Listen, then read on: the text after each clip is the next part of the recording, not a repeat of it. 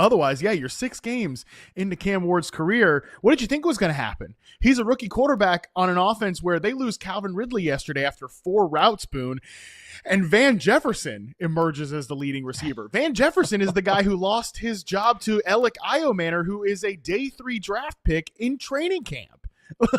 That's just the wide receiver position. That's before we even talk about everything else that's going on this team. Like, again, what did you think was going to happen if you're the Tennessee Titans? I think Callahan obviously made it worse. He didn't seem like he had the temperament for the job. Did not seem like he was the leader for the job. Also complicating matters here for the rest of the season is that this is not like we had the tweet from our colleague Charles Robinson. His dad, Bill Callahan, is the offensive line coach. You have to imagine his dad's going out the door. Bill Callahan was a big reason this Brian Callahan hire looked so great, because Bill Callahan's a legendary offensive line coach. Like Nick Holes, who was passed up to be the offensive coordinator, or passed up to be the play caller for Bo Hardigree, who's been calling plays for this team the last couple of weeks. Mike McCoy, Charles Robinson says don't rule out Mike McCoy as a top interim head coach candidate. Mike McCoy has been around the league forever. He is the senior offensive assistant on this staff. That's also crazy here, Boone. We're obviously live right now at 5 p.m. Eastern. We still don't even know who the interim head coach is. This move happened hours ago. There's some rumors that they might go outside the building. Eddie George has been coaching. He's been played around as a candidate. There's talk about Mike McCarthy, John Gruden. It's not too dissimilar to when the late Jim Irsay fired Frank Reich in the middle of, I think that was the 2022 NFL season, and they brought Jeff Saturday off the freaking ESPN booth to be the head coach. Is that where we're trending with the Tennessee Titans? We asked you guys in the YouTube chat, leading candidate for who's the next Titans head coach, John Gruden at 35%. John Gruden's in a lawsuit with the NFL right now. I mean, what are we talking about here?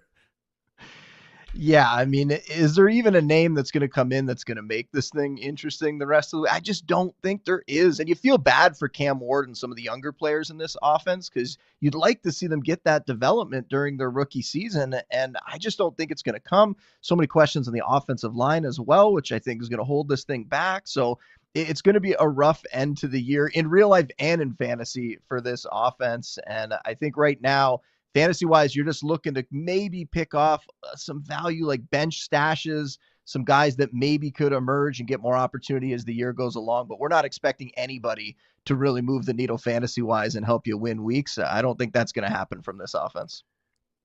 Okay, beautiful timing here, because literally just as you were in the middle of that sentence, Tom Pelissero of the NFL Network reports that Titans are indeed expected to name Mike McCoy as their interim head coach. So shout out to our guy Charles Robinson, was on that one. So they are not going to go out. They're not going to do something crazy and go out of the building or whatever. They are going to stick with Mike McCoy, who's at least been there. And yes, Mike McCoy has been around the league for a long time. So that's great. But yeah, I think for the rest of this season, it's over. I mean, let's just get to this right now. We have an email from Doug W. for the People's Panic Meter about Tony Pollard. I mean, brother, Tony Pollard should be put in the coping corner. The Calvin Ridley's already there. I was maybe willing to take him out, after the week 5 eruption. Then he gets hurt. I don't know. Maybe there's a moment for Calvin Ridley, but all these Titans are coping corner candidates to me. When are you ever going to start Tony Pollard again? He just got out-snapped and out-routed by Tajay Spears. I think the 2025 Titans, you fire your head coach, your roster looks like this, you go in the coping corner. I mean, the only way that we can make an argument for total panic is what I said earlier. Does he get traded? Does he end up going to a Chicago? And that is like a Hail Mary. Like, you don't pick up a player, you don't trade for a player hoping that trade is going to come in real life for him. So that is a long shot. I think that would be the only way that he comes through at this point, because we're seeing Tajay Spears get more work, right? The first week that Tajay Spears was back, it was still like a 70-30 split. Last week, Tajay Spears got more work than Pollard, played more snaps, and we saw last year down the stretch that happen. And Tajay Spears was pretty good when he got those opportunities. And when you think about this Titans franchise right now, doesn't it seem like it's going to be that kind of case again, where they go to some younger players? Let's see what we have on the roster. This is not a team that's competing for anything at this point, and it's not going to turn around. So, yeah, I would have said total panic on Tony Pollard, but if you want to push for coping corner, we'll put him there. And then the only way that he's going to come back out is if we get that notification on our phones that he got traded somewhere else. Exactly. Yeah. If that happens, then we can revisit this conversation. But right now, he played 42% of the snaps, and Tajay Spears played 59%. Like you can't be getting out snapped on the Tennessee Titans, an offense that is the 32nd offense in the NFL right now, and have any sort of. If you have to start Tony Pollard, your fantasy season is kind of banged. That's basically that means you're in the coping corner. And shout out to the user we just put up here who said that yes, Tony Pollard back to his playground, as the coping corner was affectionately named Pollard's playground when he was the leading man for the coping corner in the 2023 NFL season on this very show. So all right, with that, let's move to some of these wide receiver injury news here, and an unfortunate lot of bummers here on this one. Starting with Puka Nacua, suffered an ankle sprain that will likely cause him to miss some time. He is considered day to day, according to notable truth teller Sean McVay. I say that with some sarcasm. Are going to Europe to play the Jaguars in another international game this week. Then they go on a bye. I would expect Puka Nacua to miss this game and then come back potentially after the bye. Is that how you're viewing this here, Boone? Yeah, I think at least missing this game, potentially more, and we'll keep an eye on it from there. I know they're saying day to day, but like you said, they don't really have any reason to tell us the truth on this, and saying day to day at least makes your opponent have to perhaps prepare for Nacua if they're not paying attention to things like we are, and they're not assuming that he is going to be out for this game. And then you look at the other players, like this moves Davante Adams up into probably the top 5 receiver-wise this week. And there's some interesting guys on this team, right? Like Jordan Whittington, he saw more targets in this game. And remember, he got an opportunity last year when they had some injuries. He really came through. In week 4 last year, he had 8 targets, caught 6 for 62. Week 5 last year, 7 for 89 on 10 targets. Like, he's not Puka, but he could do maybe a little bit of a Puka impression in this offense. Tutu Atwell also was hurt this week, so we'll see if he's healthy or not. He's more of like a field stretcher, though. He's that guy who needs the big play, so he's just more of like a risky flex type. Tyler Higbee, I mean, he even got back on the fantasy radar this week. It was 4 for 40 and a touchdown, right? So there's some other guys we could look to in this offense, but it's just such a bummer. Like, you see Puka emerge. I think we both agree the wide receiver one overall on the season in all of our rankings. The dynasty wide receiver one, I moved him up in my last dynasty trade value chart update. Yeah.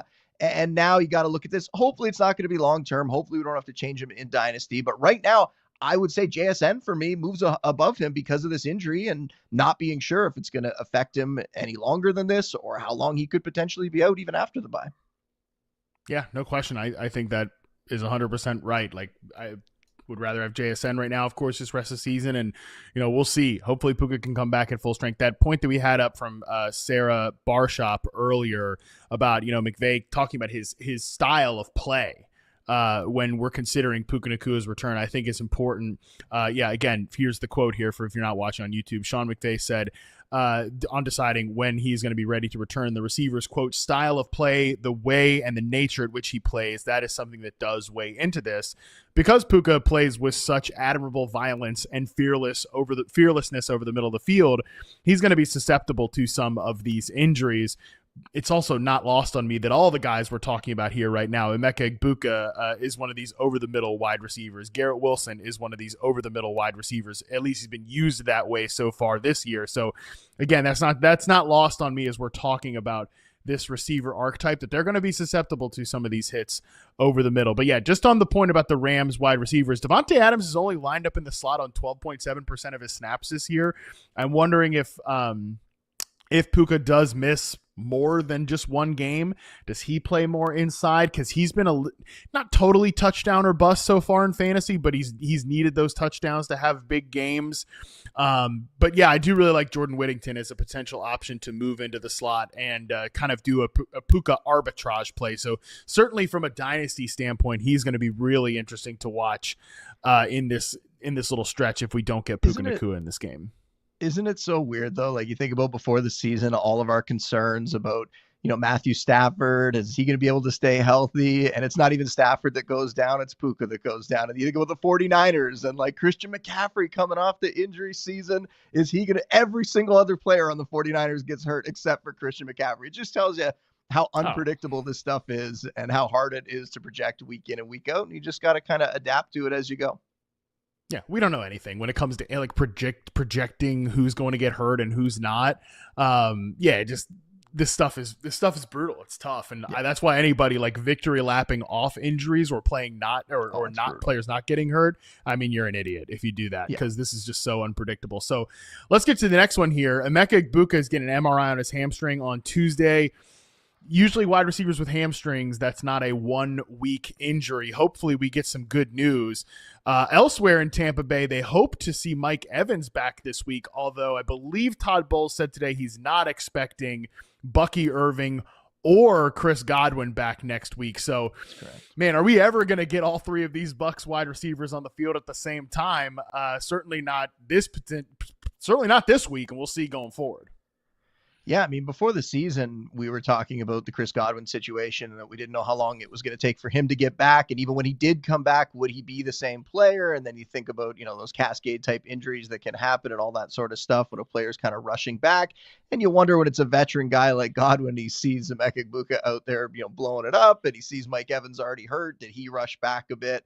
But yeah, I don't know what he's going to be able to give them the rest of the season. It would be great to see Mike Evans back out there. And I think the projected timeline was like this coming week or the week after. I think that made a lot of sense for him to come back within this range. Again, I hope he doesn't rush back and end up hurting himself, aggravating something. You don't want that to happen.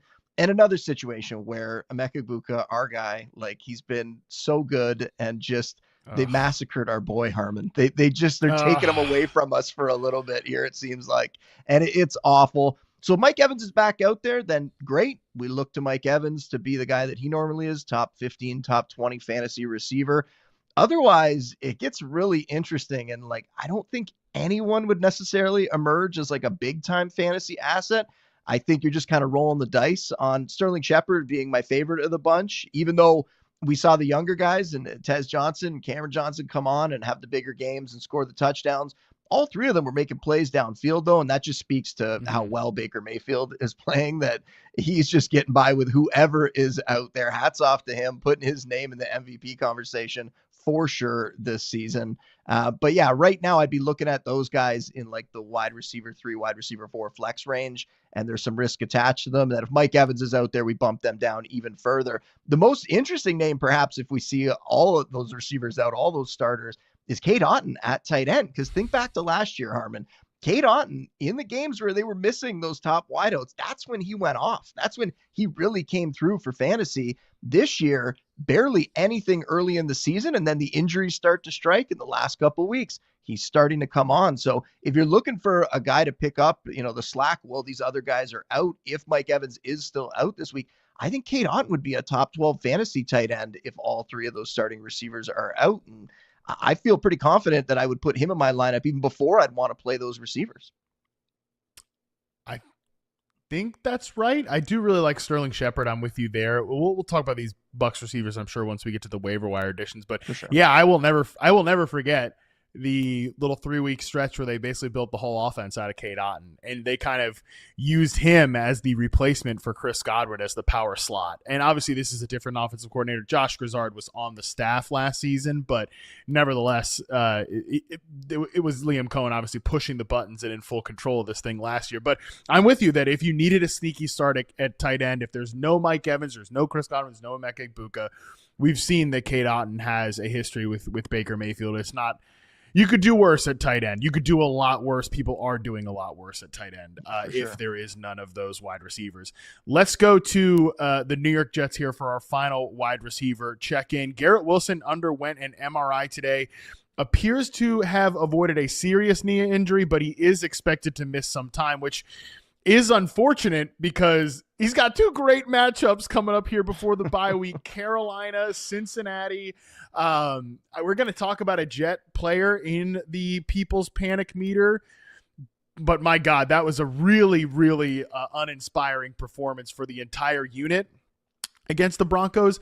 But it was also, now that I've had some time to like decompress from it, Boone, it was also just like the worst spot possible for Justin Fields and his style of play, even if they are man coverage heavy, because they do try to take away your number 1, and this team doesn't have a number 2 and doesn't really have a number 3. and he just holds on to he needs to see it open before he pulls the trigger. He's just so slow in the pocket from like making decisions, letting it rip. It was just like a cascading effect for him last week.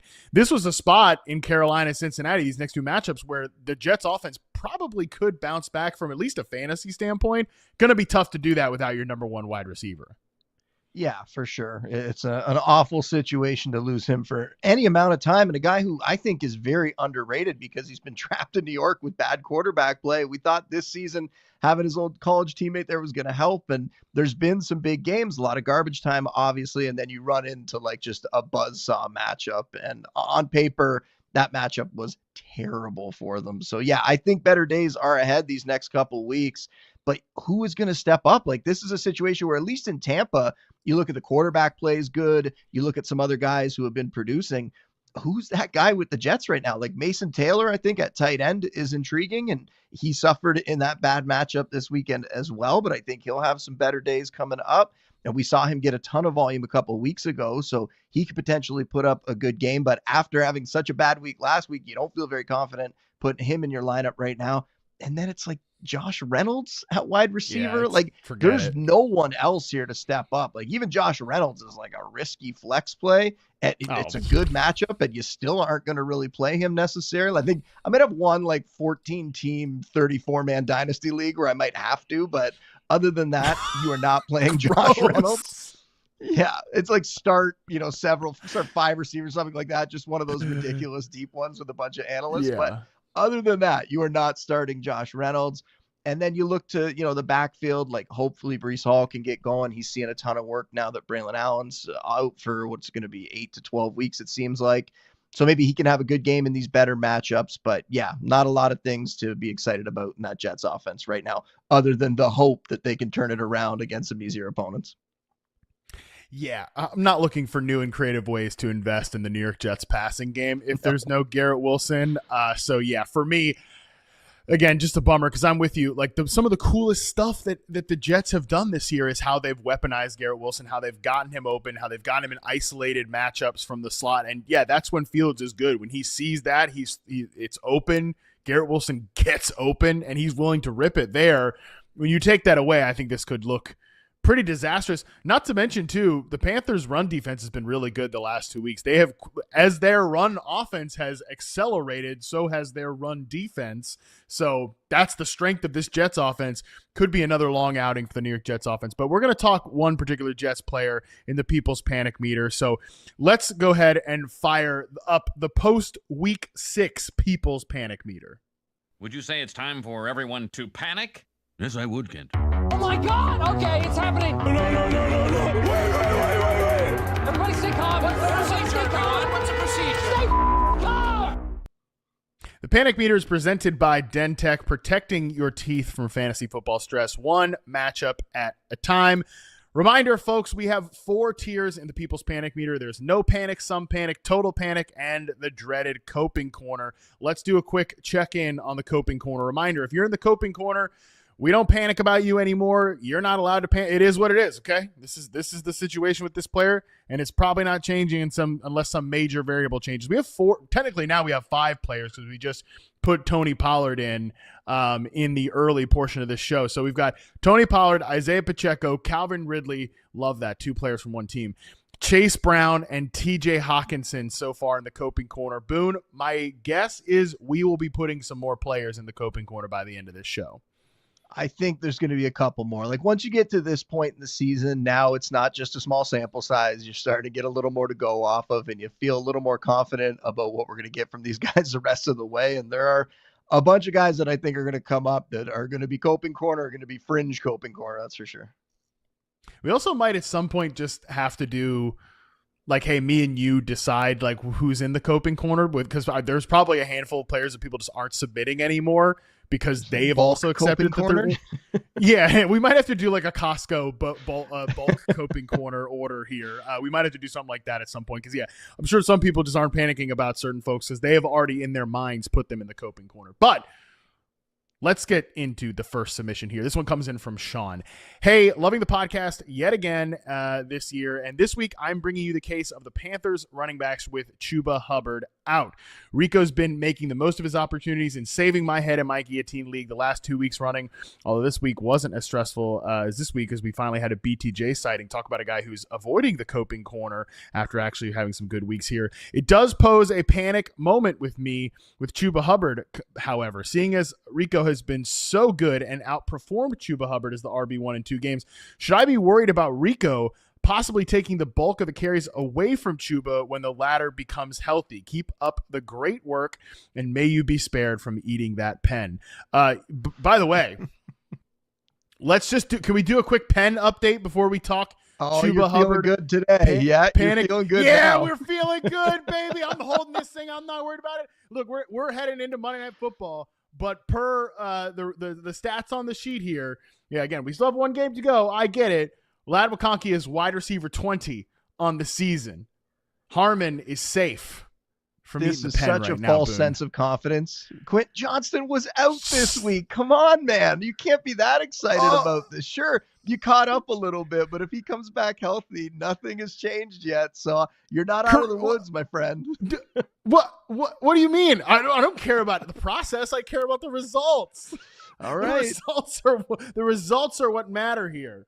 The results are what matter, and we were at wide receiver 55 2 weeks ago. True. We're all the way up at wide receiver 20. Yes, we're feeling much better about that. Remember, I'll let you have it. Remember just pipe down for a second and let me have this, okay?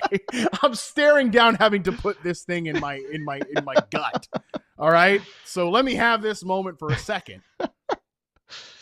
Remember the bet that no one asked me to make was that he wouldn't be wide receiver 40. So I've got a 20 spot gap here now. I'm feeling a little bit better about that. All right. So let's just update the pen situation. Congrats. Since Sean. Yeah.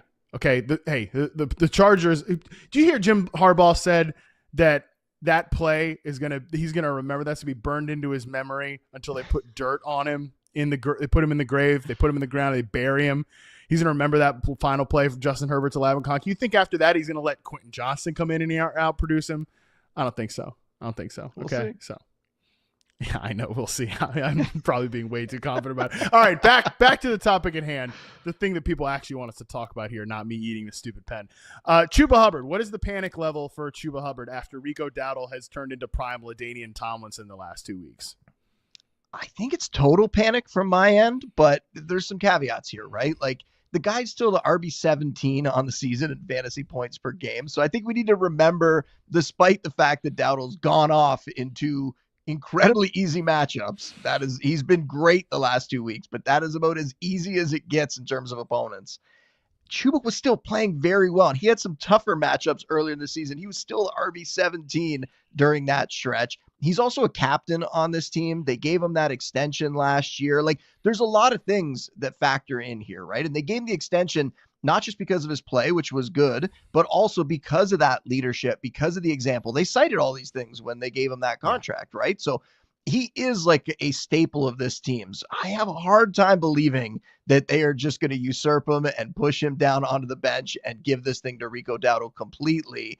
Now, Dowdle, though, has played very, very well, and it is impossible to ignore what he's done, even in these easy matchups. So my concern here, and the reason we're going total panic, is because if you're a Chuba Hubbard manager, you had a top 15 at worst, top 20 RB who had those RB1 weeks. I don't think you have that anymore. I think now you have a guy that's going to be a lot closer to a 50-50 split. And we might even see some weeks where it's more of a hot hand approach. And if Dowdle gets going like he has been the last couple games, they kind of just let him go with it. So I think that's where my concern comes from, that Chuba's just not comfortably in the lead in this backfield anymore. I think it is going to be more of a committee, and a committee where we could see either of these guys pop off in a given week. So it makes Chuba more of like a low end RB2, maybe even RB3 some weeks, and Dowdle not that far behind him. So both are playable for fantasy, but you really worry about the ceiling for these guys now. I completely agree with your analysis on Chuba Hubbard here. Part of the reason Hubbard had been as good as he had been in fantasy the first month of the season was he was just getting all the volume. And that was kind of the proposition with Chuba Hubbard, is that he had to get all the volume on this offense. Rico Dowdle, he's just been too good. I know they love Chuba Hubbard. They gave him an extension. You cite the leadership. Dave Canales has been effusive in his praise of Chuba Hubbard, not just the player, but the person. Talked about him as a guy that this is the type of dude we want to build around, the way he prepares and everything. 100%. He's not going away. He's a freaking team captain. You know, we don't see just team captains get shelved and pushed away. But there's no shot that he's going back to the workload that he had before this Rico Dowdle performance. The Panthers have had some great running backs. Not always a great franchise, but they've had some great running backs over their time. You know, they had Jonathan Stewart, D'Angelo Williams, obviously Christian McCaffrey. Deshaun Foster had some moments. Steven Davis had a couple of years there with the Carolina Panthers. Some great running back performance. Rico Dowdle now owns the most single game yards from scrimmage in Panthers history. You don't just put that back in the bottle either. So Dave Canales, when asked about, you know, is Chuba Hubbard going to come back as a starting back, or was asked, you know, would Rico Dowdle remain the starter? He gave the most passing, we'll see, and then moved on to the next question in the in the press conference. Because I think he's also said it's a good problem to have these two really good backs, and it's on them to solve that. I think there's just no way, Boone, we will have any indication how it's going to go. But I think the days of Chuba Hubbard as a every week running back too, I think that's over after what Rico Dowdle's put out here. Yeah, I will say too, like I have way more Rico Dowdle shares after going around and picking him up in as many leagues as I could last week or the week before he got out there. And even still, I'm fairly confident that Chuba will get the edge, or that it's going to be 50-50. There's some people out there that seem pretty confident the opposite, that this is going to be Dowdle's backfield moving forward. And I'll just be stunned if that happens. I don't think that's the way this coaching staff operates. And I don't think that there's a strong chance that they're going to push Chuba down I don't think he's going to get Wally pipped here. I don't think that's going to happen by any means. But for fantasy, like you almost kind of hope that one of them emerges and that it doesn't end up this kind of dreaded 50-50 thing, because that makes it a lot more difficult to project. And it makes, like I said, that ceiling a lot lower week to week for both of these guys, which would be unfortunate. I think there's a chance Rico's the lead back here. I think it's really possible that he's the lead back. I don't know for sure. Again, we will have no way of knowing that. I know this team loves Chuba Hubbard, but Rico Dowdle has been unbelievable the last 2 weeks. And this isn't some flash in the pan for Rico Dowdle. He was really good with the Cowboys last year in a much worse situation. I think the hope, honestly, Boone, is that this team becomes one of the most run-heavy teams in the league, and they remain a very efficient rushing attack. And this is unlike we had a Jose G sent in an email comparing this situation to the Walker Charbonnet headache. We'll talk about Kenneth Walker later on in the show. The difference here is that Seattle's run game has been a little to bad over the course of the year. This run game has been good. Like from a success rate standpoint, even when they were losing games, it's been good. Even as they dealt with offensive line injuries, Rico Dowdle's out here tearing it up. I think the hope is that these two guys form a committee, who's the leader, whatever, but they're both viable because they're running the ball so much. And the fact that their run defense has improved is part of this optimism as well. Yeah, if Dowdle does end up taking over, I think it'll be a slower process. I don't think it's going to be like next week Chuba's back and Chuba's backing him up and Dowdle's the lead guy. I think it would take a few weeks at least of them playing together and Dowdle just straight up outplaying him and being the hotter hand before they eventually like make that switch, because I think the whole locker room is going to have to be on board with that switch. So it would have to be totally evident on the field that both guys are out there and Dowdle now is just the clear, more effective back. And I don't know that we can feel that confident that that's going to be the case based on the fact that he went off in two very, very easy matchups. And I did not think I'd be the one coming on the show today talking down Rico Dowdle after he put up over 200 scrimmage yards in back-to-back games. And yet still, I think there's some context that's important here, and those matchups do factor in. And I wonder what Chuba would have done if he was the one in that situation. I don't know if it would have been 200, but I think he would have had massive games as well in that same spot. So I think we just need to keep that all in mind, and we'll see how it works out over the next couple weeks. But I'm a little bit worried that this is going to be now a lot closer to a 50-50 committee for the next stretch here, which, is not that exciting for anybody in fantasy. All right, let's get to the next one here. This is from Ethan. Pretty much any 49er for the People's Panic Meter, even if the offense gets the non-season ending injury guys back, the defense is so unbelievably obliterated. And Salah's amazing, but at a certain point, you just run out of pieces. That offense is going to have to be nearly perfect early in the game to not be playing from way behind the majority of the game. Aside from some of the PPR scam stuff, is there any even water or any way that otherwise just gets beaten down and can't play the way they've wanted to because they're always so far behind? I know it always sounds crazy to be out on McCaffrey or even Kittle when he's back. Let things just feel like they're let things just feel like they're reaching a point of no return, basically. Okay, that was an essay. So, that was a struggle to get through that one, Harmon. Yeah, that was long. That was a long one. And I should probably make this font bigger. I can barely see. But anyways, let's talk. I think I actually want to specifically talk about, I don't know about you. I don't have any panic about like McCaffrey or Kittle and these guys. Like, I think the offense actually, the fact that the defense is bad, they can't really run the ball anyways. You're going to have to rely on receptions with Christian McCaffrey. I think those guys, when they're back, when Ricky Pearsall's back, it'll be fine. I'm not too concerned about that. I don't know if you feel any differently. No, I'm not that worried. I mean, you could say some panic for once everyone's back. Does anyone kind of fall off a bit fantasy-wise? Because there are a lot of mouths to feed in this offense. It's something we talked about before the year where with all these injuries, there's been like one or two guys popping off each week, and that's kind of made it look fairly good for fantasy. Like when you look at it right now, like CMC, the RB2 overall, we know what he's doing. He's been great. I don't think that's changing anytime soon. So I'm not worried about him whatsoever. Mac Jones has been doing a pretty good Brock Purdy impression out there. And you have to also remember that this is a team that has lost their starting quarterback. So when you look at what they've done this year, that only makes that more impressive. Like receiver-wise, there's always been somebody going off in this offense, right? Week 1, Ricky Pearsall, wide receiver 19. Week 2, Juwan Jennings, wide receiver 11. Week 3, Pearsall, wide receiver 14. And then the last 2 weeks, we know Kendrick Bourne has been a top 12 fantasy receiver both of those games. Just, huge numbers from him across those two contests. And then at tight end, like week 1, George Kittle was the tight end 8. The last 3 weeks, Jake Tunch has been a top 13 fantasy tight end. So I don't know why we really think this is going to change. I think in terms of like the pass catchers, and really CMC is almost like more of a pass catcher than he is a running back at this point. Like he's putting up okay numbers, but he's doing the bulk of his damage as a receiver most weeks.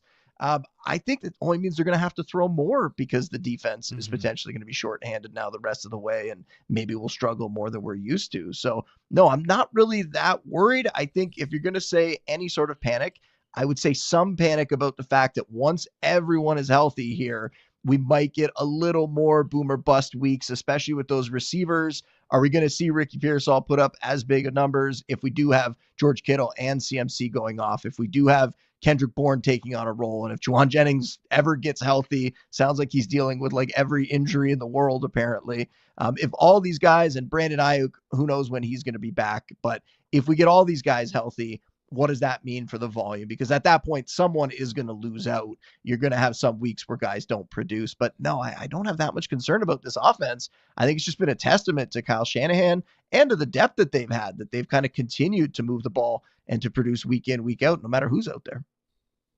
Yeah, I think that's the thing, is you're going to have some weeks where somebody has a floor game, but I think you're going to sacrifice some of that for a little bit more of an offensive ceiling. Just to put a finer point on this, the 49ers lead the NFL with 69 points per game, and they're 22nd in they're number 1 in plays per game, 69 plays per game. Meanwhile, they're 22nd in points per game right now. So I think just more touchdowns with all these guys back here, that seems like it would be on the table for me, and I'd be willing to chase that as opposed to some of the volume stats here. I do just want to quickly talk about Juwan Jennings, because we did get an email from TT, sent him in on Juwan Jennings. He's somebody I'm definitely concerned about, not just because of the injuries, but the vibes right now. Like him and Kyle Shanahan are chirping at each other.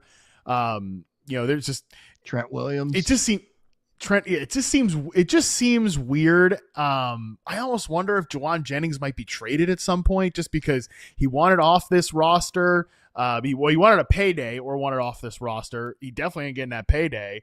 And Like, playing with five broken ribs. I don't know. Just the whole thing is a little bizarre here. He is somebody I'm a little concerned about right now, especially because he was playing a bunch and did not get any targets until deep in this game. It's weird to have a teammate and like a leader in the locker room like Trent Williams come out and just, instead of backing up his teammate and being like, yeah, we're all just kind of like, yeah, everybody's hurt, man. Like, it was just such a strange, I'm paraphrasing obviously, but that was the general vibe of his response, right? Like, just kind of downplaying it, kind of dismissing it. It was very, very weird for him to respond that way. And I think that ties into what you're saying, which is just, what does this locker room feel about him? He's missed a lot of time. You have the contract issue before the season, and he's not necessarily like a star player, right? Like, Brandon Ayuk had a massive year before he was out there looking for that big contract. Jennings had some nice stretches, but by no means was that kind of player. So yeah, you wonder if some of the teammates are maybe souring on him a little bit. And I think that's a great call that he's somebody that could get traded, especially when you have a guy like Kendrick Bourne show up and start to click and have these huge performances, like, and you're going to get Kittle back. And these are like, you don't necessarily need Jennings, especially with like their seasons hanging in the balance here with all these injuries. And you start to wonder, like, they go from being a buyer to now, if they lose a few games here, could they even be a complete seller and starting to move some other guys as well? Yeah, I wonder if Jauan Jennings maybe overplayed his hand a little bit, trying to force it. He was definitely underpaid, but maybe overplayed his hand a little bit and has irritated the team. Kendrick Bourne is basically doing the 2024 Jauan Jennings impersonation right now with like the crazy per route number scam in the 49ers offense. So not an ideal look for Jauan Jennings at this point. Let's go to the next email here. This is from Jeff N. Okay, boys, I'm feeling a little panicked about Mason Taylor. I went all in on him this week, and the Jets looked horrible. I'm assuming he'll get a few more targets if Wilson misses time, but I'm not sure if it even matters. I don't have to rely on him in any leagues, but after this week, I'm considering just dropping him. What is your level of concern on Mason Taylor, who, if Garrett Wilson does not play, is the only skill position player we might actually care about in New York in the passing game? I don't know what going all in on Mason Taylor means. I definitely didn't recommend that anyone should go all in on Mason Taylor last week. So hopefully the bid was not that big to get him. But he was certainly somebody that I was recommending as a guy that you could pick up who I think could flirt with top 12 numbers the rest of the season. And yeah, that first game after I said that does not look great. And it was that tough matchup where the whole offense just gets shut down. So I'm willing to hang in there and see if he can continue to do this. Because that's the case with a lot of rookies, right? Like, we're not necessarily going to see that obvious straight ascension up. There's going to be bumps along the way, especially when you have a tough matchup like that where the whole offense gets shut down. So I have some panic here just based on the entire offensive environment, the fact that Garrett Wilson might not be there for a little bit, and how is that going to impact things. But the matchups coming up are good, and they need someone to step up. And like we were saying earlier, they don't really have that guy in the receiving core. So I think Mason Taylor, now I'm looking at him as a high-end tight end 2 who still has that tight end 1 upside. I would not want to drop him because I think you can get into a situation with tight ends where you start to just kind of continue to cycle and you end up not hitting on anyone, right? Because you grab Mason Taylor this week, he doesn't show. So then, okay, now I'm going to go grab the next guy off the waiver wire. He had a bad game, but hey, Mason Taylor had a great game this week. And that's what happens when you get stuck in that low-end tight end 1 kind of range where you're shuffling these guys in and out until you hopefully find someone that can fill that job long-term, which is a tough thing to do. And that's why before the season, we were recommending trying to go out and get one of those elite guys. And even that, because of injuries, hasn't necessarily worked out, though. Tucker Kraft has come through. Trey McBride has come through. Tyler Warren has come through as another guy that we were mentioning picking up. So outside of having those guys, you're really just in this world of trying to play streamers. And I think there's some streamers out there this week that you could consider above Mason Taylor, but I still think there's a chance that he comes through here. I wouldn't overreact to that one bad game. I think because he has good matchups coming up and because he might be the de facto number 1 receiver in this offense for the next couple of weeks, I'd be willing to at least hold on to him on your bench to see if that happens. Yeah, I think he's a starter this week, potentially against the Panthers. Like, they still had a lot of issues when playing in zone coverage. They get the Bengals the week after that. And yeah, you're so right. This is what you can get in this loop with tight ends where you're just cycling in and out and you're always guessing the wrong week. For a lot of these guys, they just have buckets of the season. Like, think about Juwan Johnson, how we were talking about him in the first few weeks of the season. That's kind of tapered off a little bit. The next guy we're going to talk about, actually a really good transition here, just to be having like a meta conversation about tight ends. We'll get to that in a second. I would just say maybe some panic because he plays for the Jets and they just had an embarrassing offensive performance for Mason Taylor. But I have Mason Taylor on a couple of teams. I don't need to start him. Just, so at some point I might drop him just because I might need a backup running back, some to get through the bye weeks, whatever. Yeah. But I'm not looking to drop Mason Taylor, rage drop him after this week because I still think he's live to get a lot of targets with Garrett Wilson out. So I only maybe have just some panic just like Boone does, but yeah, go ahead. No, I would say there's one other failsafe in this offense, and I think that's if Justin Fields continues to struggle in these matchups coming up, and I think he'll probably have okay games based on the teams he's going against, but if he doesn't, they go to Tyrod Taylor, right? That change will happen. They won't just keep trotting Fields out there if he's struggling against weaker opponents, and Tyrod Taylor, we know, can at least keep this offense moving at a certain level, so I think that's at least there. I don't think this thing is going to completely go off a cliff because I think they would go to Tyrod Taylor and let him take over. And that would at least kind of balance things enough where you could see someone like Taylor put up some good stats. Okay, this last email we'll hit today is from Lowell. I asked for folks to send in some unique names to the panic meter. Lowell noted that my first name is Lowell, if that's unique enough. I didn't necessarily mean if you guys, the emailers, had a unique name, but yes, I love the name. Way better than Matt. I mean, for God's sakes, enough already with Matt's. We got to be done with Matt's. That's such a boring name. But anyways, continuing, Hunter Henry is the player that he wanted us to talk about here. What are your thoughts on Hunter Henry rest of the season, which, by the way, is a really good, unique name to send in here because that was not somebody I would have thought about people might be panicking on. But as he notes, as far as tight ends go, he still feels like a safer bet, but I've been seeing a lot of panic in my leagues where it seems May's chemistry with wide receivers is starting to usurp him. So any panic for Hunter Henry, who is definitely one of these guys that people picked up and were relying on at tight end, and maybe it feels a little bit like that chapter might be closing now. Yeah, I think total panic after this most recent game because now we've seen a stretch where he's had a bunch of games where he's kind of productive, but he's not getting the targets anymore. And I think the bull case for Henry before the season, which I made, was if you miss out on everybody at tight end, he has a very easy schedule to start the year. And he's got that chemistry built in with Drake May, where some of the other receivers that they brought in this offseason, they might not have it.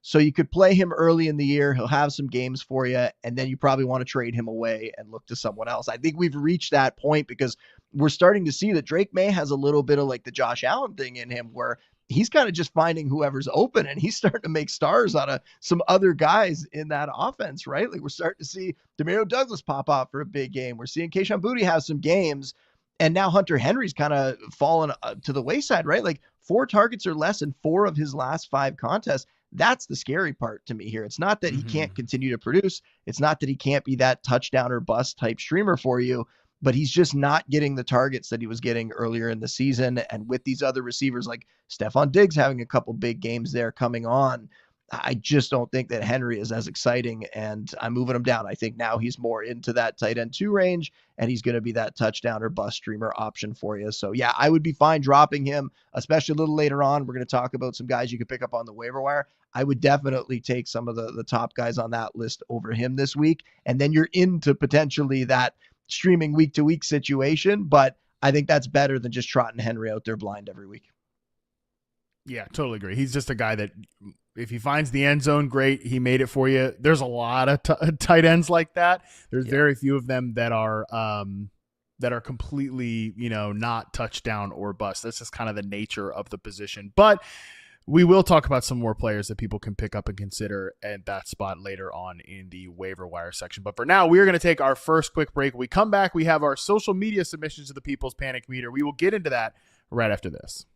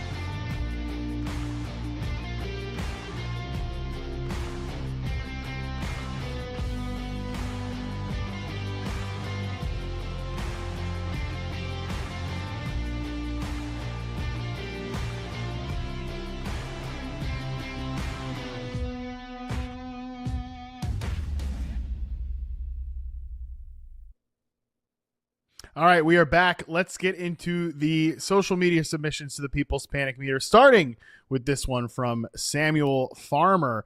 Saquon, the Eagles' offense looks dysfunctional. They're struggling to block in the run game. He has not been nearly as explosive. Needs a touchdown to pay off his week at this point. Panic level on Saquon Barkley, Justin Boone. Total panic. Is it not total panic? Like this is not the 2024 Eagles anymore. This is not the 2024 Saquon Barkley. He's not having the same success. And I don't even think it's the line. Like, a lot of people want to point to the line not being as good. I don't think the line is like problematic. Yeah, it might not be as good as it's been in years past, but I don't think it's like the problem. I think it's just this offense. It's stagnant. It's predictable. The players aren't happy. You talked earlier about like vibes with some teams, right? Like, this might be the ultimate team where guys just do not seem happy out there.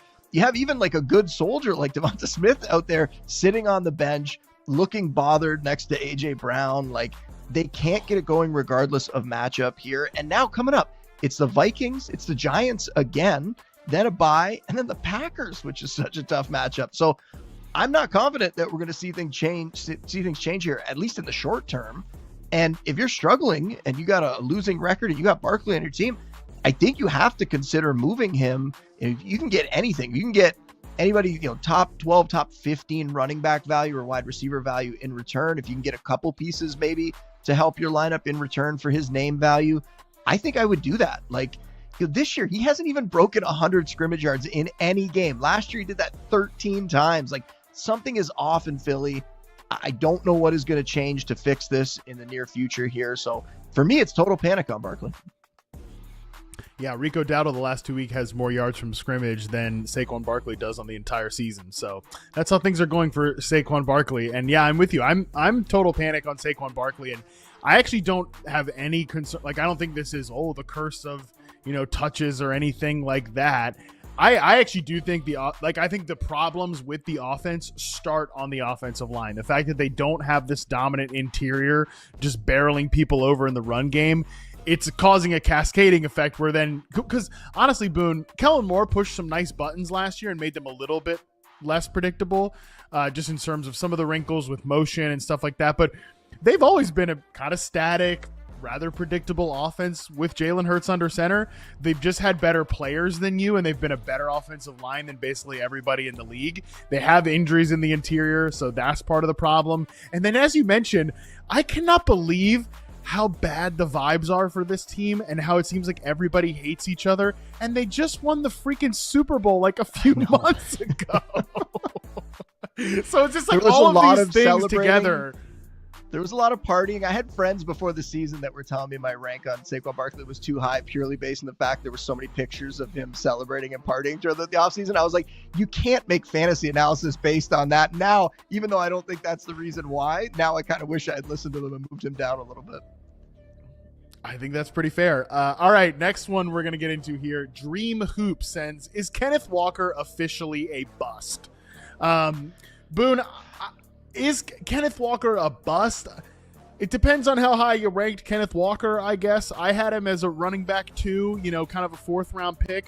Is he going to return that value? I don't know. Where are you at with Kenneth Walker from a panic meter standpoint? I'm total panic. Yeah, is he a bust? Like, I also had him ranked as an RB2, and I talked him up as somebody that I was certainly targeting, who I got on a bunch of teams, and I also got Zach Charbonnet on a lot of those teams as well. And just what we're seeing here is not great, but I also don't think it's Walker's fault. And I know fantasy-wise that doesn't make much of a difference for anybody because you just want to see the production and you don't really care if the player still looks all right out there or not. But to me, most weeks he's looked fine. I think this rushing attack hasn't exactly been as successful as we thought it was going to be. And he didn't get going against the Jags this week, but he has at least 85 scrimmage yards in 3 of his last 5 outings. He's averaging more than 2 yards per carry than Zach Charbonnet. And yet this week, Zach Charbonnet plays 60% of the snaps. Walker just 35.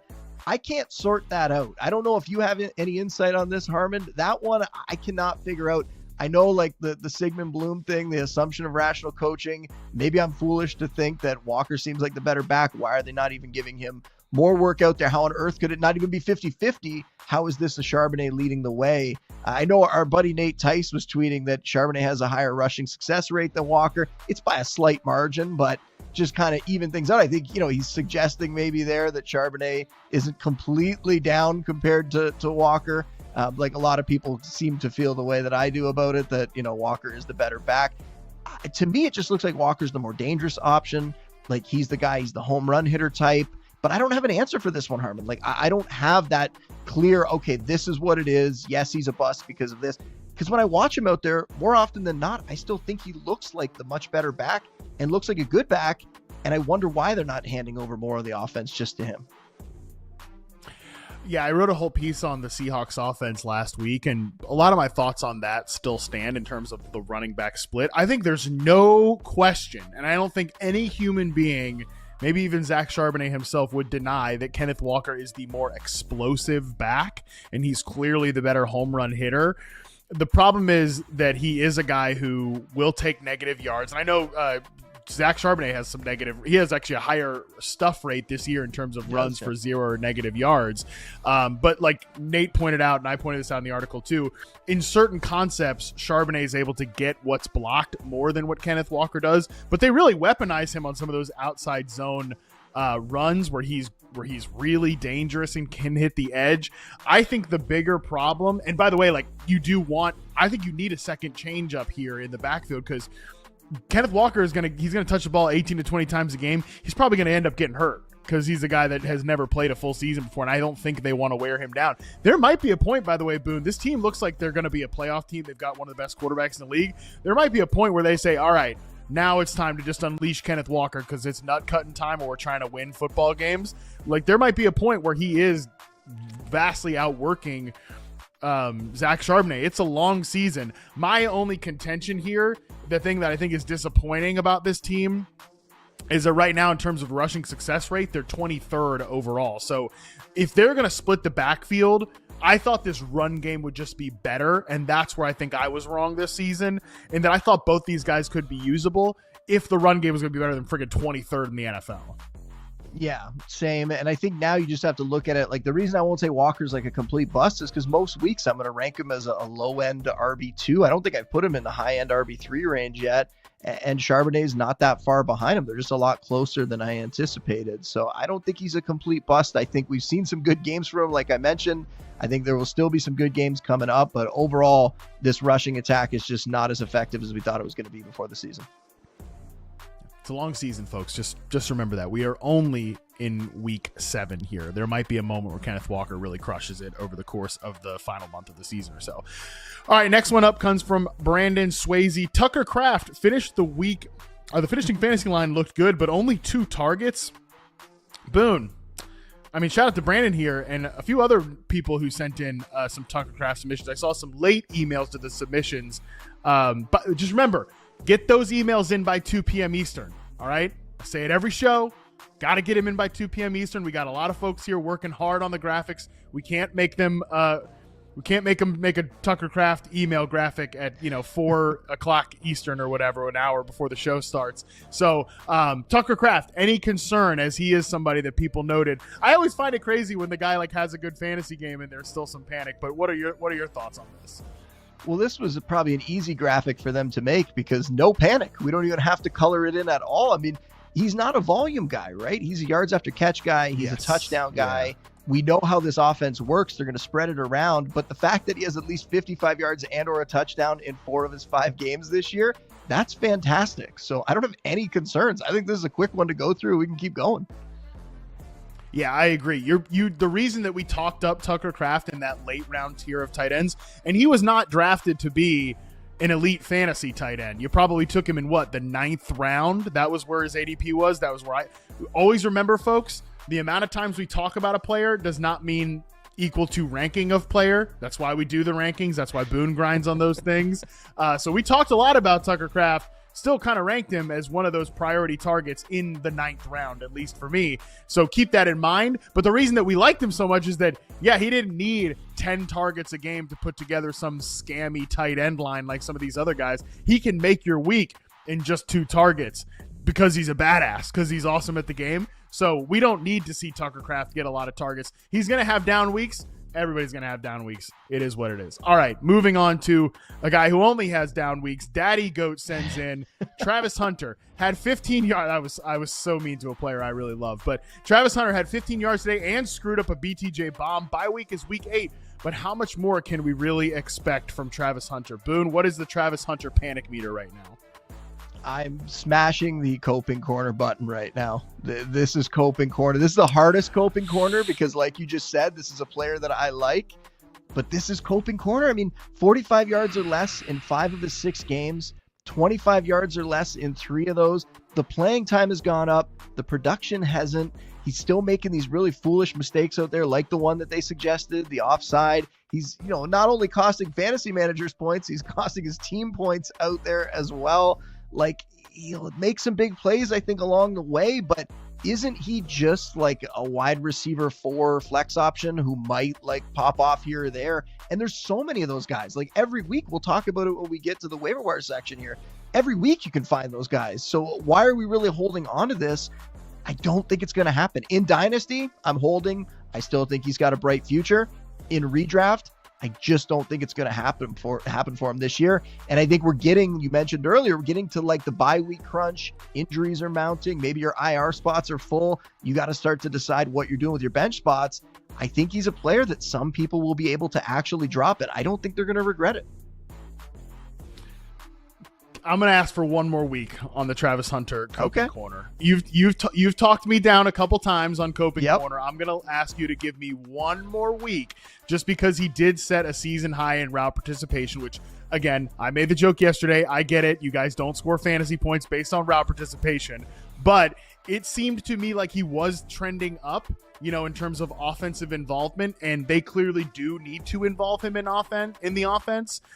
It seems like that's moving in the right direction. They just got their ass kicked up front by the Seahawks pass rush this last game, which is why I think that it contributed to just the overall blech of the entire passing game.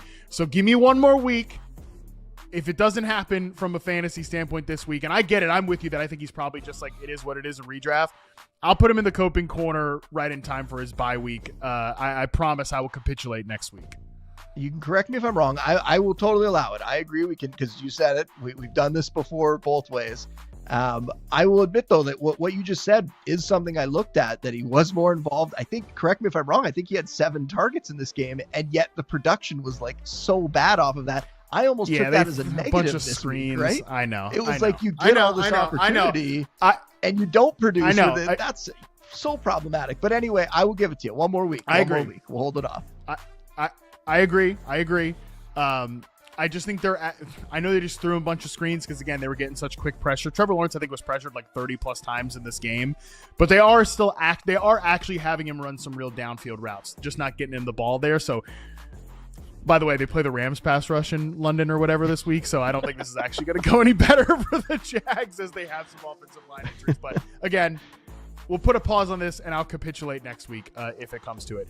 All right, last one, and we can hit this one quickly because this is a guy we've talked about a lot. Matt Mayer sent in a bunch of names here, but I want to focus specifically on, oh my God, yeah. He just sends in Chase Brown, Justin Fields, Garrett Wilson, TreVeyon Henderson, Calvin Ridley. This is my 5 out of 9 my lineup today. I'm not panicking. I'm finished. Yeah, there's a lot of Coping Corner in your tweet here. TreVeyon Henderson. Is it time to put him in the Coping Corner? Like, he's a guy I think I've said for 3 weeks straight that he should be in the Coping Corner. I liked his prospect profile. I bought the summer hype on him. Even last week, I was still holding out hope, Harmon, and yet, yeah, it's time. He's got to go. You're not going to push back on this one. It's Coping Corner for TreVeyon. Like, he's just not doing anything. He got a little more opportunity. He's not doing anything with his touches in an offense like we were talking about earlier, where Drake May is elevating everyone around him. All these receivers, all these players are at least having a game here or there. Henderson is not. We're not seeing highlight plays. He's another guy that's still making rookie mistakes. And if you're waiting on like the post rookie bye week bump, he doesn't have a bye week until week 14. So you'll be waiting a long time for that one. It's over. He's in Coping Corner. Hopefully career wise, he gets it on track, but redraft wise, I don't think we need to talk about him much more. Well, again, just a reminder what the Coping Corner is. It's almost like a temporary, we're putting you in timeout, but it can just be a timeout, right? For some of these guys that are in our coping corner, and we'll just review the candidates right now here. It's Calvin Ridley, it's Isaiah Pacheco, TJ Hawkinson, Chase Brown, Tony Pollard, TreVeyon Henderson. One of these things does not look like the other, right? I don't think my guess is we're not pulling Isaiah Pacheco, or we're not pulling TJ Hawkinson out of the coping corner. But for TreVeyon Henderson, he's a young player, and like if you had gotten your way and Travis Hunter was in here, these are all guys I'm really trying not to drop. I'm trying to not drop these rookies because we know what can happen. Like the end of the season, these guys the light can turn on. Suddenly the speed of the game, it slows down. They get more dialed in. We're just way too quick to judge rookies overall. So I'm not saying you need to go out and drop TreVeyon Henderson for some, goofball off the waiver wire that's going to score you 8 points in your wide receiver spot. Yeah, go drop him for the next Darius Slayton or whatever. I'm not saying that. It's just right now, like, he's not somebody you can start, and you shouldn't be panicking about that because it is what it is, basically. Yeah, we've said send him to your bench weeks ago, right? Like, it was put him on your bench and hold, and hopefully something changes. And like you just mentioned, like, he's just, because the Antonio Gibson injury, he is one Ramondre Stevenson injury away from being the guy in that backfield, and then that would potentially change everything. But I just wish we saw something exciting from him that we could at least cling to, and it hasn't happened yet through 6 weeks. Agreed. Doesn't mean it can't happen. We just haven't seen it yet. All right, let's take our next break. When we come back, it's time to get into the players Boone is adding off the waiver wire. We will get into that right after this break.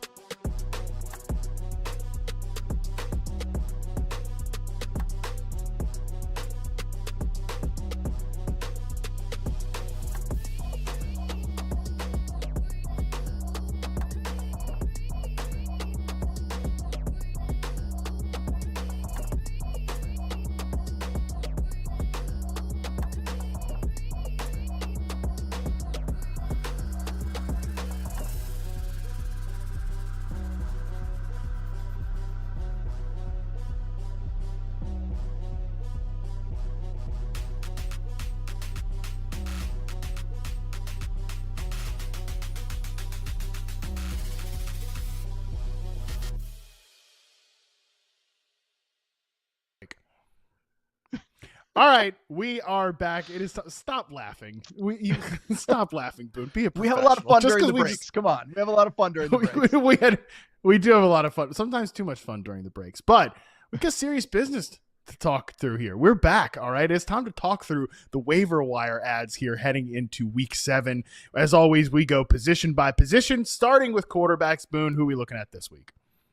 All right, I'm going to rattle off the names here, and then we can talk about them. And the 4 guys I want to talk about here, Jackson Dart, somebody obviously that we've mentioned a bunch of times, no stranger to this one, CJ Stroud, Sam Darnold, and Mac Jones. And the Dart one, like, he looks fantastic out there. He looks like he has that moxie. He looks like a potential star. He's finding ways to get it done, even though he lost Malik Neighbors. Like, it's all very impressive, and he's still available in 70% of leagues.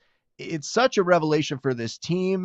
I think it's one of those teams that's like really fun to watch now. And a big part of it is because of him and Cam Scatterbo. So that's awesome. And then this past week, He came through in a tough matchup against the Eagles. I'd bumped him down the ranks just a little bit. I think I was higher than most on him still, but I bumped him down the rankings a little lower than he normally would be, and he came through. So this week now he has to go up against the Broncos. That is a very stiff challenge, especially for a rookie, and yet I think he's in that like low-end QB1, the high-end QB2 range, and he's got a pretty high floor because of the rushing ability. So you definitely want to get him if he's still out there in your league.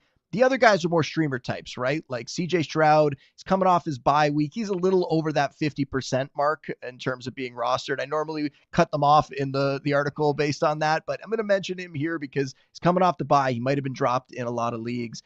And you look at him, I mean, the QB1 overall in week 5 had that 4-touchdown outing. Before that, he was the QB 15. Maybe it's starting to come together for him a little bit. He's got the receiving core healthy. Christian Kirk out there. The rookie's starting to get a little more opportunity. The matchups were good, and the matchup this time out is a little tougher against the Seahawks, but the Seahawks have given up multiple passing touchdowns to 4 of the 6 quarterbacks that they've faced this year, including 2 top 12 weeks to the last 2 passers they've faced. So I think Stroud could be an option there.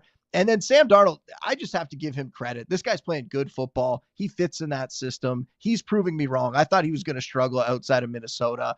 He looks really good. JSN's a superstar. That helps him for sure. He's been a fantasy QB1 in 3 of his last 4 games. So even in a tougher matchup with the Texans, I think you can stream him. And then Mac Jones, it'll just come down to whether Brock Purdy's healthy or not. But if Brock Purdy's not out there, Mac Jones has shown that he can produce in that Kyle Shanahan system.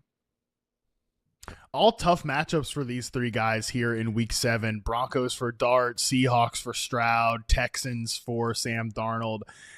If you had to start one this week, who do you think it would be?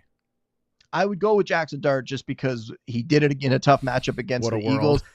And because the rushing ability, I think he's going to find a way to at least give you a fairly high floor in that game. I don't think they're going to get shut down the way the Jets got shut down this past weekend, but we'll see how that goes. Regardless, I think Dart's the guy you want to pick up, not just because he could be a streamer this week, but because he's somebody that you're going to want on your roster the rest of the season as well. He's just somebody that's shown that he can produce. I'm very excited to watch this Giants team. You know, we'll see how good they are in the long run, but they're like, you can't take your eyes away from the Scatterboo Dart situation. So yeah, man, I'm definitely interested to watch them. And I think, yeah, if you had to start one of these quarterbacks, he'd probably be the guy. But I am very interested to see what the Texans look like off the bye. They're one of those teams that I think needs a bye, needs to reset, like investigate some things. Where can we mix in the young players? What can we do different schematically? Not they're going to trash the whole offense, but I am at least interested to see what that team looks like this week. Not sure if I'm rushing to start CJ Stroud in fantasy football. But let's flip this to the running back position. Some really some mildly interesting names here to discuss, Boone. Let's hear it. All right, so we have to talk about Kamani Vidal right off the jump here, right? Like, I mentioned him last week in this space. I said that he was the guy, if I was looking at somebody in that Chargers backfield, that I would want to go with him because if he got the lead back job, he had the higher ceiling. And I also admitted that we didn't really know how it was going to play out. And yet Vidal definitely ran away with that job, had a huge game. So he leads off everything. He is the top ad overall this week. Bam Knight is another one, and we got that Schefter report on Sunday morning that Bam Knight would get the start, and yet that did not turn out to be the case. It was still Michael Carter. It was more of a split, though, this week, and Bam Knight found the end zone, so he ended up having a pretty productive day there. Tajay Spears is somebody we mentioned. We were talking about the Titans. I think he's a guy that could come on as the season goes along here, and yes, the ceiling might not be huge, but if Tony Pollard were to get traded, if something were to happen in that offense where Spears starts to get a little more work when they're trailing, and that was why I think he got more work this week than Pollard, when they're trailing, they tend to lean on him a little more. I bet this team is going to be trailing in a lot of games. So Spears, somebody that could give you a little bit of flex value out there. And then we're going for like a deep stash, a guy that also would probably need a trade to have immense fantasy value, but Isaiah Davis on the Jets, Breece Hall, his name has been out there in trade rumors for a while, even dating back to the summer. If that eventually happens, we know that Braylon Allen is out for 8 to 12 weeks. So who's going to be the guy that would step up in the event of a trade, in the event of an injury? It would be Isaiah Davis in that offense. So those are the 4 I think we're looking at here. Vidal obviously is the one that I think if he's still out there. I had some people, when I put out my waiver wire article this afternoon, I had some people going like, he's obviously rostered in every league. No, he's not actually. He's still available in almost 70% of leagues. And there's a few reasons for that, right? One, that there's a lot of leagues that are more shallow. So I hate when people send messages like that to my waiver wire column saying like, oh, but all these guys are rostered. Click on the waiver wire column. I promise you, I have plenty of guys in there that are 0% rostered. There will be somebody for you, no matter how deep or how shallow your league is. So check out that full column.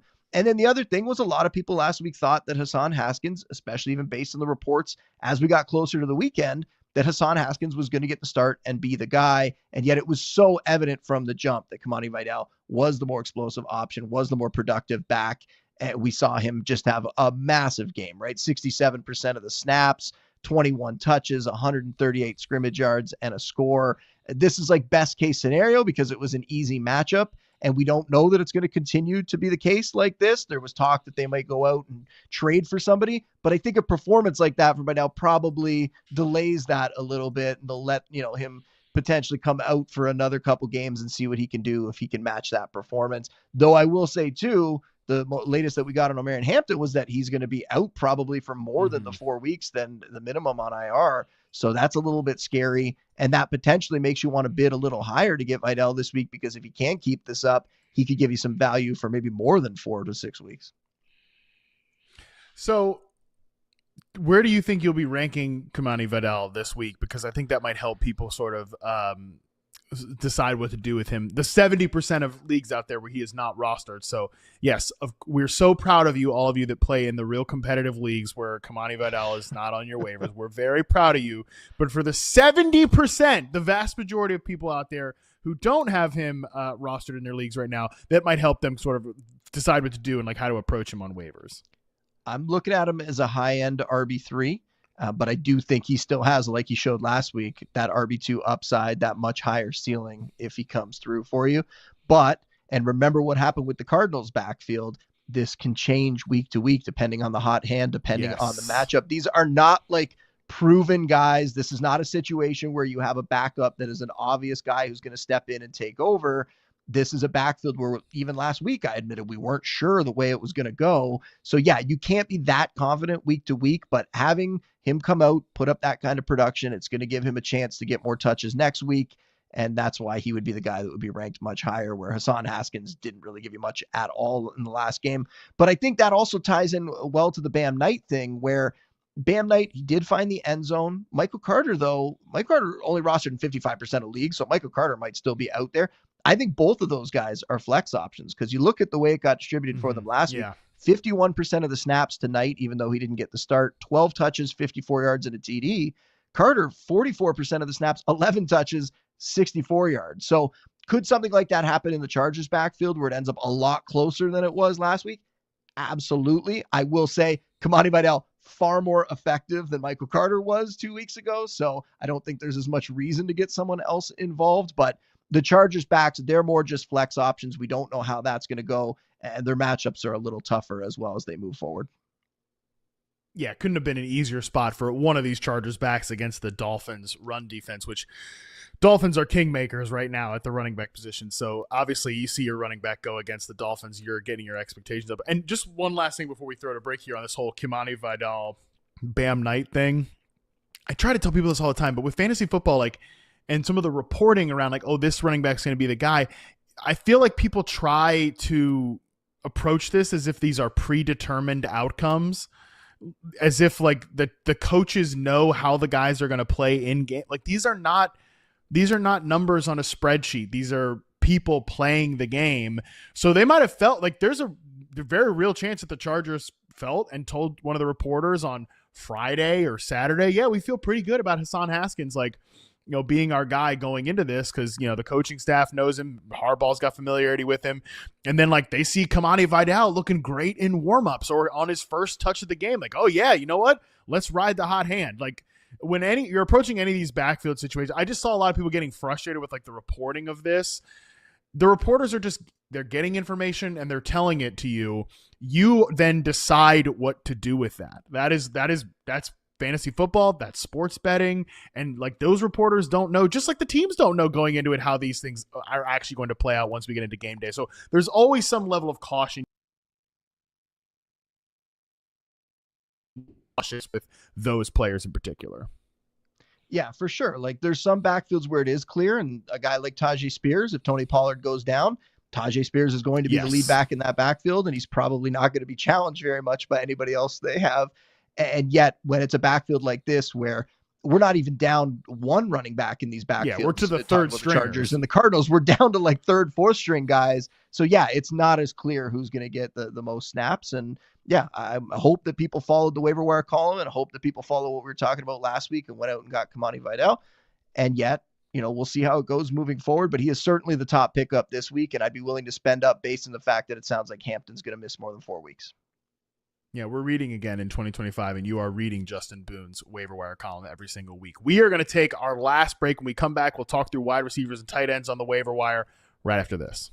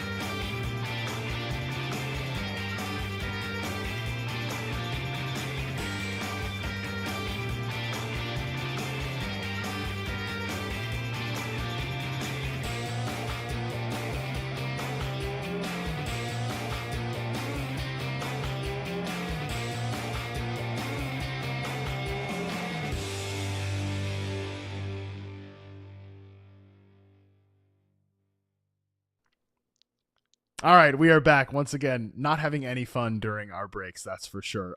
We've got some serious business, though, here to talk through. These are the wide receivers and tight ends to pick up off the waiver wire. Starting with, we got an update on Garrett Wilson in the middle of the show here. Garrett Wilson, hyperextended knee after the MRI. That is the diagnosis. He is expected to miss, quote, a couple of weeks, according to Adam Schefter. So, Boone, with that, perfect time to dip into the wide receivers on the waiver wire for the week. Yeah, don't be surprised. There are no Jets here, even though Garrett Wilson is expected to miss some time because, like we said earlier, Josh Reynolds is still just a risky flex play in that offense, even though he profiles to be the number one there. Some guys here who I think are interesting, but again, they're all just kind of like wide receiver 3 flex plays, depending on some of the injuries in their offenses. We'll start with Kendrick Bourne on the 49ers. 2 huge games from him, over 140 yards 2 weeks in a row, but it's going to come down for him to whether Juwan Jennings is going to be out there with all the injuries that he's been dealing with, whether Ricky Pearsall can get back this week. He hasn't even practiced yet, so we'll see if he can get on the practice field and what that could mean. If those guys are out, then we're looking at Kendrick Bourne as a really strong wide receiver 2 who has that wide receiver 1 upside. If one of those guys is back, I think you could still play Kendrick Bourne as a wide receiver 3 option. And if the guy who's back is just Juwan Jennings, then I think you're looking at Kendrick Bourne as the number 1 receiver in that offense still. The Bucs injuries, man, it is just so awful that we're down to Sterling Shepard and Tez Johnson and Cameron Johnson. But that is where this is at. 5% rostered, 1% rostered, 0% rostered. I don't think you can feel great about any of them in your fantasy lineup, but Sterling Shepard being the veteran guy, I think we both like Sterling Shepard as a talent. I think he would be the one that I'd be most willing to play. I think he would get the most opportunity, the most targets. The other guys, you're just hoping for those big plays, those deep shots down the field. and they're kind of like riskier plays because of that. So all those guys, we'll see where Mike Evans stands this week, if he can come back or not. But as I mentioned before, and we'll talk about him in a second, Cade Otton at tight end, I think, has a chance to be the de facto number one receiver out of that group this week. Josh Downs, Harmon, he's finally doing something. Josh Downs, let's go. Having some good performances here, right? Are we happy to see this? And he's still just playing 50% of the snaps, so we can't get too excited. But the offense is humming. At least 7 targets in 3 of his last 5 games, at least 50 yards and or a touchdown in 3 of those weeks. We know he has the talent. He's been coming through. That's good to see. I think you can go out and get him. He's rostered in almost 50% of leagues, but if he's out there, you could grab him. Jalen Coker, we don't need to spend any time on. I've talked about him like 3 or 4 weeks in a row. You go pick him up. He practiced in full last week. They didn't activate him from IR. Can he come back and be that number 2 option in the Panthers passing attack? I certainly think that he can. And then the deep guy at receiver who we talked about earlier, Jordan Whittington on the Rams. Can he step in with Puka out? Can he give you 70% of Puka's production, 60%? We would take it, right? If you get that from him, that makes him a flex play in that offense. So Jordan Whittington, a guy who is 0% rostered right now. He's available in all leagues, and I think you could grab him and you could put him in your lineup.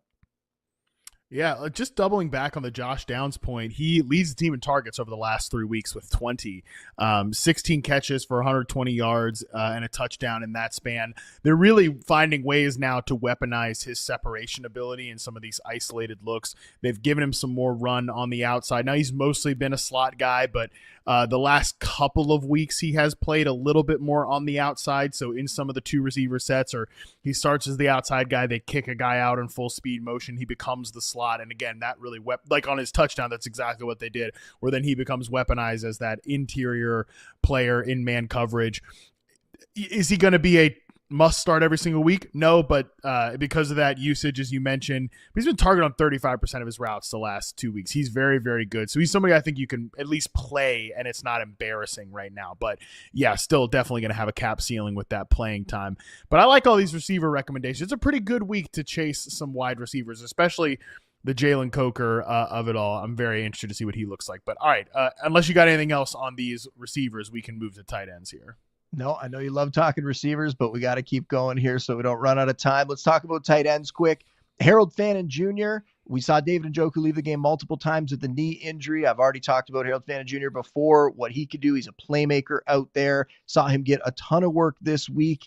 81% of the snaps, finished with an impressive 81 yards on 7 receptions. He can be that tight end 1 if Njoku misses time. Cade Otton, who I just said during the receiver section, we saw him have his best games last year when they had injuries to the receiver core. The injuries are back. We've seen him come out and put up big days the last 2 weeks. I think he would be a top 12 tight end if those guys are going to miss this week. Michael Mayer in a very similar situation. If Brock Bowers can't play, Michael Mayer for the Raiders also in the conversation as a tight end 1 for fantasy. And he went out and had a pretty good day, 5 for 50 and a touchdown on 7 targets in week 6. And then keep stashing Isaiah Likely. Mark Andrews trade rumors out there. We saw Isaiah Likely's playing time really go up this week. There's a chance that he takes over that job. There's a chance that Andrews gets traded or gets hurt. There could be opportunity for Likely coming down the road. Fannon's a guy that's just going to get a bunch of targets with Dylan Gabriel under center, because that guy cannot or will not, some combination of both, push the ball down the field. So Harold Fannin with no David Njoku, I think, will be a must start. I wouldn't be surprised at all if Cade Otton or Michael Mayer are maybe not ranked as tight end 1s, but finish as tight end 1s this week, especially Michael Mayer, as long as Brock Bowers is not out there, man. I mean, he's a good player. Like, he would be. I think he could start at tight end for a handful of other teams. So Boone, I think of all those guys there, Mayer real quick is the one that, again, it's probably not as automatic as Harold Fannin, but I definitely might end up ranking him as a tight end 1 this week. Yeah, I really like that call. And then a super deep sleeper we always give every week, Phil Maffa on the Cowboys. I know you don't want me to say, you don't want me to make producer Colin happy, but Jaden Blue is out there struggling. He struggled to get on the field. He hasn't done anything with his opportunities. Phil Maffa was a player who the coaching staff seemed to like before the season. I think he's a guy that you could go out and stash right now, could eventually end up as the number 2 in that backfield. Yeah, and your Cowboys only fantasy football league, Phil Maffa is a great pickup, no question about it. Right after you spend, unless you didn't spend all your fab on Ryan Flournoy the week before, I think you can, in your Cowboys only fantasy football league, you can go ahead and pick up Phil Maffa there. So shout out to you, Boone. Appreciate that. All right, so again, people, that is the players that Boone is recommending to pick up off the waiver wire. Make sure you go read his waiver wire column every single week for all the sicko freak deep names if you didn't get what you're looking for in this show. But that is going to do it for us today. Shout out to Justin Boone for another absolutely electric episode. As for us, we will be back on Tuesday. Ray Garvin joins me for another edition of the Data Dump. We give you 10 data points you need to know heading into week number 7. That's going to be live 5 p.m. Eastern right here on YouTube. Until then, we are out.